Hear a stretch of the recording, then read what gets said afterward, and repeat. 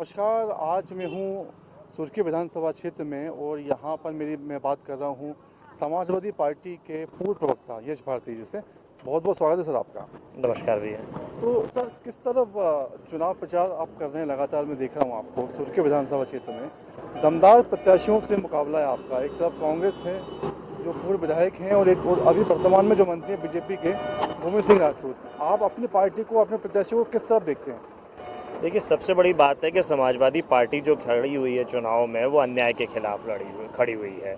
यहाँ मध्य प्रदेश में जो हमारे कुछ मीडिया के साथियों ने दुष्प्रचार करने का कार्यक्रम किया है बीजेपी और कांग्रेस में कि दूसरी किसी पार्टी को प्रत्याशी ही नहीं मिलते, जो भी इन दो पार्टियों को छोड़कर दूसरी पार्टियां हैं। जबकि हमारा कहना ये है कि भारतीय जनता पार्टी में 28 में से लगभग 25 प्रत्याशी जो हैं वो ऐसे हैं जो भारतीय जनता पार्टी के हैं ही नहीं। उसी तरीके से अगर हम कांग्रेस पार्टी की बात करें तो 28 सीटों में से 10 प्रत्याशी ऐसे कांग्रेस पार्टी ने उतारे हैं जो कांग्रेस पार्टी के ही नहीं हैं। 6 बसपा से हैं और 4 भाजपा ही हैं।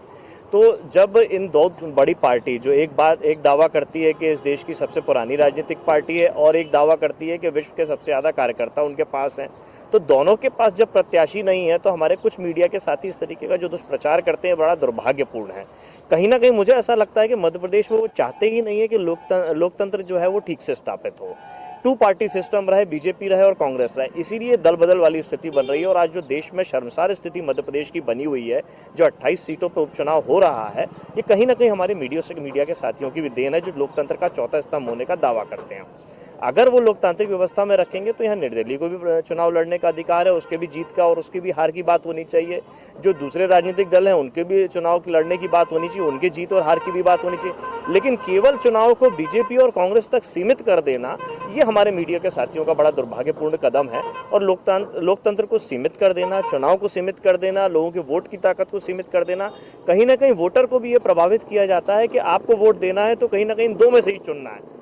जबकि जब हम वोटर लिस्ट देखते हैं, मैं नहीं कहता समाजवादी पार्टी की बात कीजिए, लेकिन वोटर को स्वतंत्रता होनी चाहिए। इसीलिए सारे नियम बनाए गए हैं चुनाव आयोग द्वारा और चुनाव में निष्पक्ष की बातें होती हैं कि कोई भी आदमी बूथ के अंदर है किसी चुनाव चिन्ह को लेके नहीं जाएगा, 50 मीटर 100 मीटर पहले सारी चीज़ें रोक दी जाएंगी।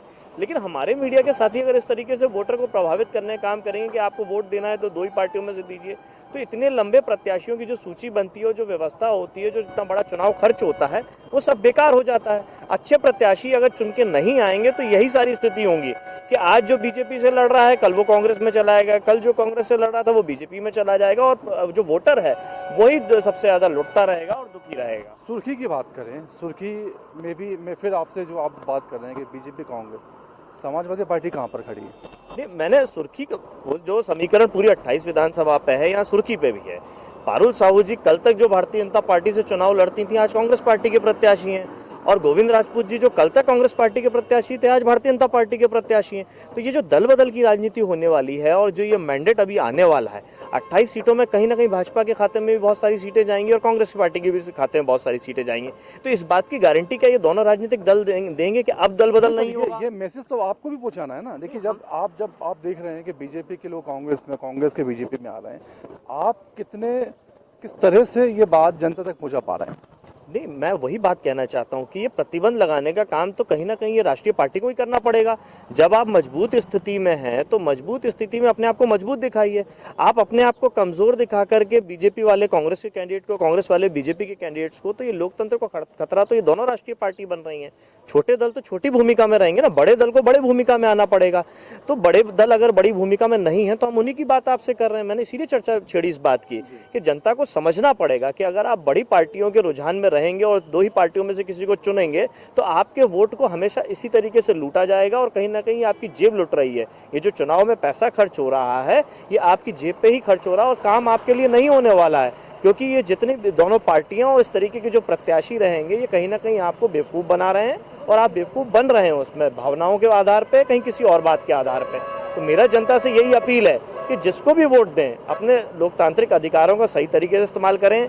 जो कैंडिडेट कितना योग्यवान है, कितना पढ़ा लिखा है, कितना शिक्षित है, कितना उसका चरित्र अच्छा है, कितना वो काम कर पाएगा, उसके पिछले कार्य, उसकी कहना चाहिए दबंगाई वाली जो भूमिका है, जिस तरीके से अभी ये दोनों प्रत्याशियों की जो जनता के बीच में चर्चा है कि पैसों का धन बल और दबंगाई के साथ में चुनाव लड़ा जा रहा है, तो इस तरीके के लोगों को तो बिल्कुल भी लोकसभा और विधानसभा में नहीं पहुंचाना चाहिए। जनता से मेरी अपील रहेगी। सुर्खी में हम देखते हैं कि मतों का परसेंटेज देखें तो मुस्लिम बहुल भी काफ़ी अच्छा 25-30 हज़ार वोट्स हैं, यादव समाज के भी काफ़ी वोट हैं, ST/SC के भी काफ़ी वोट हैं। सुर्खी विधानसभा क्षेत्र में आपकी क्या तैयारियां हैं और आपको क्या लगता है कि सुर्खी में आप समाजवादी पार्टी अपना प्रतिनिधित्व जबरदस्त तरीके से देने वाली है? निश्चित ही तौर पे हम लोग चुनाव में लड़ रहे हैं। अब हमारे प्रत्याशी शिशुपाल जी हैं यहाँ सुर्खी विधानसभा में, वो तैयारी कर रहे हैं। अब 16 तारीख को उन्होंने अपना नामांकन दाखिल किया है और वो स्वीकार भी हो गया है। अब वो अच्छा प्रदर्शन करेंगे, जनसंपर्क कर रहे हैं और हम जनता के बीच में यही संदेश देना चाहते हैं कि आप अपना वोट जिसको भी दें, चुन करके दें और अपने लोकतांत्रिक अधिकारों का सही तरीके से इस्तेमाल करें। टू पार्टी सिस्टम में ना बटें। मध्य प्रदेश का जो आज हम मध्य प्रदेश को किसी भूमिका में नहीं देखते, हमारे आगे कर्नाटक है, आंध्र प्रदेश है, उत्तर प्रदेश हमसे आगे निकल गया, आज बिहार हमसे आगे की स्थिति में है। जो वहाँ पे शैक्षणिक स्तर है वो मध्य प्रदेश से अच्छा है। यहाँ पे शैक्षणिक स्तर, स्वास्थ्य सेवाएं जितनी भी हैं, हम अगर गोविंद राजपूत जी की बात करें, पिछली बार भी मंत्री थे, अब भी मंत्री हैं, उनके मंत्री रहते हुए कार्यों का आकलन होना चाहिए। सुर्खी को क्या मिला या प्रदेश को क्या मिला या सागर को क्या मिला, वो बताएं जनता के बीच में आकर के। केवल दोषारोपण करना, कल तक आप कांग्रेस पार्टी के साथ में थे तो आप भाजपा को गाली देते थे, आप आज भाजपा के साथ में तो कांग्रेस को गाली दे रहे हैं। तो ये सारी बातें हम जनता के बीच में लेकर के जाएंगे और अगर समाजवादी पार्टी को अवसर मिलेगा तो जनता के बीच में काम करके दिखाएंगे। और जो समाजवादी हमारी विचारधारा है, हिंदू मुस्लिम में बांटने की हमारी विचारधारा नहीं है। सब कुछ समाजवाद के तरीके से शिक्षा, स्वास्थ्य निःशुल्क होनी चाहिए और एक अच्छी व्यवस्था होनी चाहिए। सरकारी तंत्र बना है, उसका सही तरीके से कैसे इस्तेमाल हो और एक एक सरकारी पैसा आम जनता तक कैसे पहुंचे सही तरीके से, वो पूरे प्रयास रहेंगे हमारे। बहुत बहुत शुक्रिया आपका हमसे बात करने के लिए। धन्यवाद। तो ये हैं, आपने देखा कि समाजवादी पार्टी भी मध्य प्रदेश में काफ़ी सक्रिय हो रही है और उनका कहना है कि बीजेपी और कांग्रेस में जिस तरह से दल बदल की राजनीति वहाँ पर देखी जा रही है, तो जनता को भी और मीडिया से भी आगे उन्होंने किया है कि ये इस तरह की जो भावना है कि टू पार्टी, बड़ी पार्टियों को मौका नहीं देके और अन्य पार्टियों को भी स्पेस दिया जाना बहुत जरूरी है। मैं अंशुमन खरे, बहुत बहुत शुक्रिया।